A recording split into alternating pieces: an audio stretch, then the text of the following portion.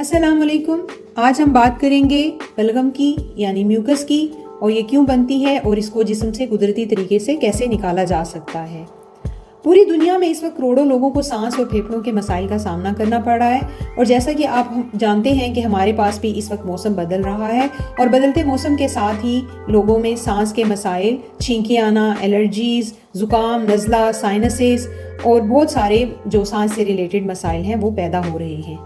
इन मसाइल की बहुत सारी वजूहात हैं जिनमें बैक्टीरिया, वायरस, पोलन्स, हमारे माहौल में पाई जाने वाली आलूदगी ये सब शामिल हैं।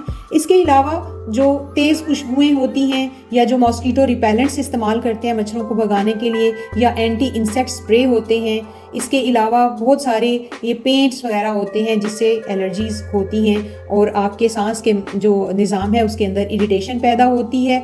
उस इरिटेशन से अगर आपकी जो जिस्म की क़ुव्वत मुदाफ़त है वो कमज़ोर हो तो फिर वो जिस्म में बलगम भी पैदा होती है और बलगम पैदा होने की वजह से आपको सांस की दिक्कत का सामना करना पड़ता है। आज जो मैं आपके साथ रेमेडी शेयर करूँगी ये बिल्कुल कुदरती है और ये जिस्म के अंदर फेफड़ों को साफ़ करती है, सांस लेना बहुत ज़्यादा आसान बना देती है। हमारे पास सबसे पहले लहसुन की हम बात करेंगे। लहसुन में बेशुमार एंटी माइक्रोबियल यानी जरासीम से लड़ने की खुसूसियात पाई जाती हैं। ये वायरस, बैक्टीरिया और फंजाई के खिलाफ कुदरती तौर पर जिस्म में मुदाफ़त पैदा करता है। ये एक नेचुरल एक्सपेक्टोरेंट है। एक्सपेक्टोरेंट ऐसी चीज़ को कहते हैं जो जिस्म में से बलगम को, म्यूकस को निकालती है। जो हमारे यहाँ आमतौर पर एक्सपेक्टोरेंट सिरप्स पाए जाते हैं, मिलते हैं, वो बच्चों के लिए ख़ास तौर पर नुकसानदेह हो सकते हैं। उनका कम से कम यही सजेस्ट किया जाता है कि इस्तेमाल किया जाए। लेकिन ये जो रेमेडी है ये ना सिर्फ मैं खुद इस्तेमाल करती हूँ बल्कि मेरे बच्चे भी इस्तेमाल करते हैं और ये बिल्कुल महफूज है क्योंकि इसके अंदर तमाम चीज़ें जो हैं वो नेचुरल हैं। लहसुन की बात कर रहे थे हम। लहसुन के अंदर पाया जाने वाला एलोसिन नामी कंपाउंड एक ताकतवर एंटीबायोटिक का काम करता है। ये म्यूकस जो सख्त से सख्त भी हो उसको ब्रेक डाउन करके जिस्म से बाहर निकलने में मदद करता है। ये निज़ाम तनफ़ुस में मौजूद इन्फेक्शन को भी ख़त्म करता है, कंजेस्शन को दूर करता है और अस्थमा की अलामात को कम करता है। अस्थमा की अलामात जो हैं अगर ये ज़्यादा शिद्दत इख्तियार कर लें तो ये फेफड़ों के या सांस की नाली के खुदा न खास्ता कैंसर की शक्ल भी इख्तियार कर लेती हैं। तो लहसुन के अंदर ये खसूसियत कुदरत ने रखी है कि वो इन तमाम अलामात पर काबू पाने की सलाहियत रखता है।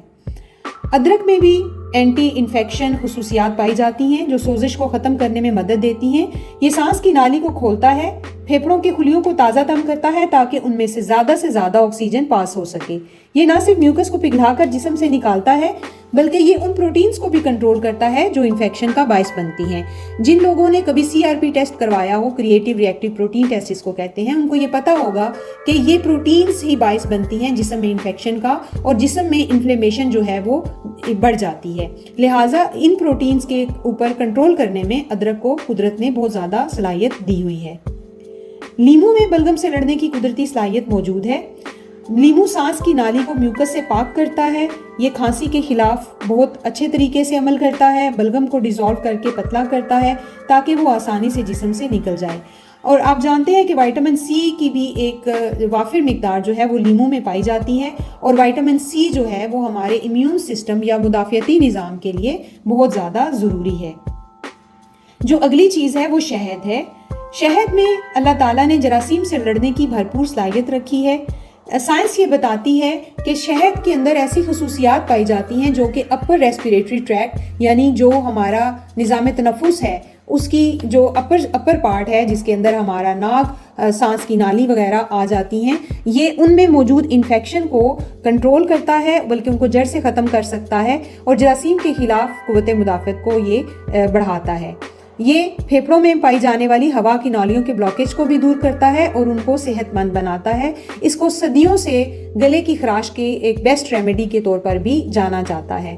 शहद में कुदरत ने ज़ख़म से लड़ने वाली एंटी बैक्टीरियल खसूसियात भी रखी हैं। लिहाजा ये जो अपर रेस्पिरेटरी ट्रैक्ट में बात कर रही थी कि जैसे नाक में सोजिश हो जाती है या गले की जो नाली है और सांस की जो नाली है जो इनमें सोजिश होती है उसके लिए शहद बहुत ज़्यादा इफ़ेक्टिव है। अब आते हैं उस चीज़ की तरफ जो हम बनाएंगे ताकि ये जिस्म में से म्यूकस को ख़त्म कर सके। ये बहुत ही जायके वाली भी है और जिस्म के को ये कोई तंगी भी नहीं देती। ये मुकम्मल तौर पर कुदरती अज्जा पर मुश्तमिल है। इसके लिए आपने करना क्या है, 1 कप आपने ताज़ा उबलता हुआ पानी लेना है। उसके अंदर आपने 1/4 टीस्पून ताज़ा क्रश किया हुआ कुटा हुआ जो अदरक है वो डालना है, और 1/4 1/4 टीस्पून ही आपने ताज़ा कुटा हुआ लहसुन डालना है। अच्छा, अब ये चॉइस आपके पास मौजूद है कि आप ताज़ा लहसुन और ताज़ा अदरक की बजाय अदरक का पाउडर और लहसुन का पाउडर भी इस्तेमाल कर सकते हैं। ये बिल्कुल आपकी अपनी चॉइस है। मैं ताज़ा को प्रेफर करती हूँ, और आपने इसको ढक देना है। अच्छा, अब अभी के अभी आपने इसके अंदर शहद और लीमू नहीं डालना, क्योंकि शहद और लीमू ये दोनों हाई टेम्परेचर के ऊपर अपनी असल खुसूसियात को खो देते हैं। लिहाजा आपने आधे लीमू का रस और शहद, जब ये थोड़ा सा इसका टेम्परेचर कम हो जाए तो आपने उस वक्त इसके अंदर शामिल कर लेना है, और इसको आप किसी भी वक्त पी सकते हैं। बेहतर ये है कि आप इसको रात को सोने से पहले ले लें। आगे सर्दियां आ रही हैं, आप इसको अपनी रूटीन का हिस्सा भी बना सकते हैं, इसका बिल्कुल कोई नुकसान नहीं है।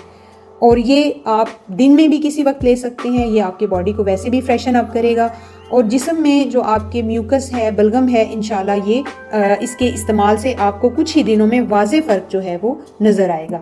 इसके साथ साथ ज़रूरी है कि अगर आप में बलगम की अलामात हों तो आप पानी का भी ज़्यादा से ज़्यादा इस्तेमाल करें, और वो भी बहुत इफ़ेक्टिव है कि आपके जिस्म में फिर वो म्यूकस पतला होता है, और जितना म्यूकस पतला होगा वो आसानी से जिस्म से बाहर निकल जाएगा।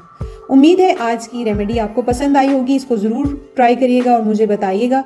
इंशाल्लाह नेक्स्ट हम फिर किसी नई वीडियो के साथ आएंगे। अल्लाह हाफ़िज़।